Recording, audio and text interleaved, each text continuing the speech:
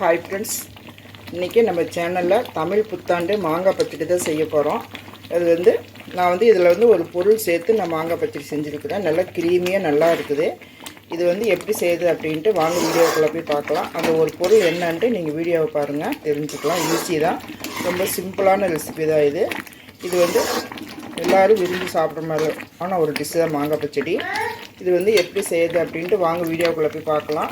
வீடியோக்குள்ளே போகிறதுக்கு முன்னாடி புதுசாக பார்க்குறவங்களாவது நம்ம சேனலை சப்ஸ்கிரைப் பண்ணி வச்சுக்கோங்க. அப்படியே பக்கத்தில் இருக்கிற ஆல் பட்டனையும் கிளிக் பண்ணி வச்சுக்கோங்க. அப்போ தான் நான் போடுற வீடியோ எல்லாமே உங்களுக்கு நோட்டிஃபிகேஷன் வரும். வாங்க எப்படி செய்யுதுன்ட்டு வீடியோக்குள்ளே போகலாம் ஃப்ரெண்ட்ஸ்.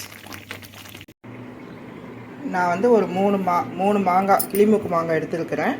இது வந்து அரை கிலோவா எவ்வளோமா இருக்கும்? ஒரு கிலோ இருக்கும். இது வந்து 1 கிலோ மாங்காய் எடுத்துருக்கிறேன். இது வந்து நம்ம கட் பண்ணிவிட்டு எப்படி செய்யுதுன்ட்டு பார்க்கலாம். புதுசாக பார்க்குறவங்க தான் நம்ம சேனலை சப்ஸ்கிரைப் பண்ணிவிட்டு பாருங்கள் ஃப்ரெண்ட்ஸ். எப்படி செய்யுதுன்ட்டு வாங்க வீடியோக்குள்ளே போய் பார்க்கலாம். இப்போ பாருங்கள், எல்லா மாங்காயும் நல்லா கட் பண்ணி வச்சிட்டேன். இது வந்து நம்ம எப்படி தாளிக்கிறதுன்ட்டு பார்க்கலாம். தாளிக்கிறதுக்கு கொஞ்சமாக கடுகு, ஒரு பச்சை மிளகா, ஒரு 3 வரமிளகா, கொஞ்சம் கருவேப்பிலை எடுத்து வச்சுக்கலாம் தாளிக்கிறதுக்கு. இப்போ அடுப்பு பற்ற வச்சு ஒரு கடாயை வச்சுருக்கிறேன். இதில் வந்து கொஞ்சம் 2 டேபிள் ஸ்பூன் எண்ணெய் ஊற்றிக்கலாம்.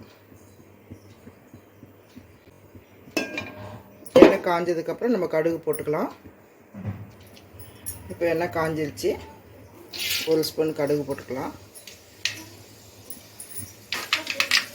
கடுகு பொரிஞ்சதுக்கப்புறம் நம்ம எடுத்து வச்சுக்கிறோம் இந்த பச்சை மிளகா, வரமிளகா, கருவேப்பிலை இதை போட்டுக்கலாம்.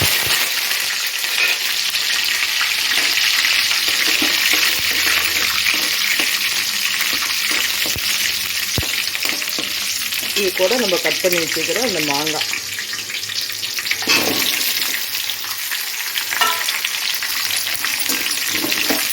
இதை போட்டு நல்லா 1 நிமிஷம் வந்து நல்லா வதக்கி விட்டுக்கோங்க.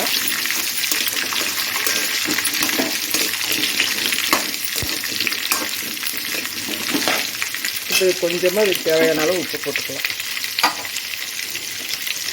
நல்லா இருக்கும் இந்த மாங்காய் பச்சடி. இது கிரீமியாக வரதுக்கு இந்த ஒரு பொருள் மட்டும் சேர்த்து போடுங்க. அது என்ன பொருள்ன்ட்டு வீடியோவை கடைசி வரைக்கும் பாருங்கள், தெரியும். இது 1 நிமிஷம் வதங்கினதுக்கப்புறம் கொஞ்சம் தண்ணி ஊற்றி நம்ம வேக வச்சுக்கலாம். இப்போ வந்து நல்லா வதங்கிடுச்சு. இப்போ வந்து கொஞ்சம் 1 நிமிஷமாக நல்லா வதக்கிட்டேன். இது கூட வந்து கொஞ்சமாக மஞ்சள் போட்டுக்கலாம். கரண்டியே தொட முடியல, சுடுது. அப்படியே உள்ளே விட்டுட்டு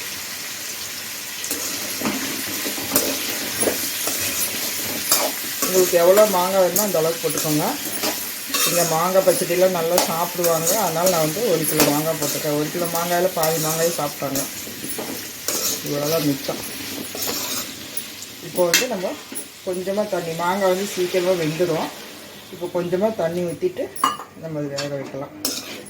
வெந்ததுக்கப்புறம் தான் நம்ம வெல்லம் போடணும். ஃபஸ்ட்டே வெல்லம் போட்டோம்னாக்கா மாங்காய் வந்து வேகாது.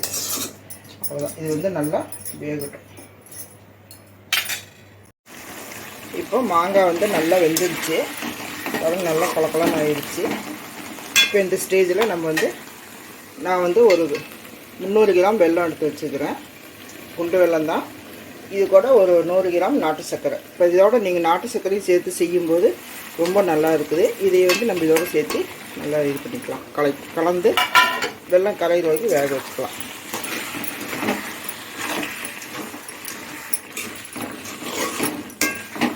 நல்லா வெல்லம் கரையிட்டோம். இப்போ நம்ம இதோட அந்த ஒரு பொருள் சேர்த்தா நல்லா இருக்குன்னு சொன்னால அந்த ஒரு பொருள் வந்து கார்ன்ஃப்ளவர் மாவு ஒரே ஒரு ஸ்பூன் எடுத்து தண்ணியில் நல்லா கலந்து வச்சுருக்கிறேன். இதை வந்து இப்படி ஊற்றிக்கோங்க. இது இப்படி செய்யும்போது வந்து அந்த பச்சடி வந்து நல்லா க்ரீமியாக நல்லா இருக்குது. நீங்கள் வந்து மாங்காய் வந்து தோல் சீவியும் போடலாம், இல்லை தோலோடையும் போடலாம். நான் வந்து தோலோடு தான் போட்டுருக்கிறேன். அவ்வளோதான். நல்லா ஒரு கொதி வந்தோடனே நம்ம ஆஃப் பண்ணிடலாம். சூப்பரான மாங்காய் பச்சடி சீக்கிரமாக நம்ம ரெடி பண்ணிவிட்டோம். ஒரு 10 நிமிஷம் கூட இல்லைங்க. மாங்காய் கட் பண்ணுறது அது வேகிற டைம் மட்டும்தான். மற்றபடி நம்ம சீக்கிரமாக செஞ்சிடலாம். அவ்வளோதாங்க. நல்லா கெட்டியாயிடுச்சு. இது வந்து கார்ன்ஃப்ளவர் போட்டிருக்கனால இது வந்து நல்லா க்ரீமியாக நல்லாயிருக்கும் சாப்பிட்றதுக்கு. இது வந்து அவ்வளோதான், ரெடி ஆயிடுச்சு. இது வந்து நம்ம அடுப்பு ஆஃப் பண்ணிடலாம். நீங்களே இதே மாதிரி செஞ்சு பாருங்க ஃப்ரெண்ட்ஸ், ரொம்ப சூப்பராக இருக்கும்.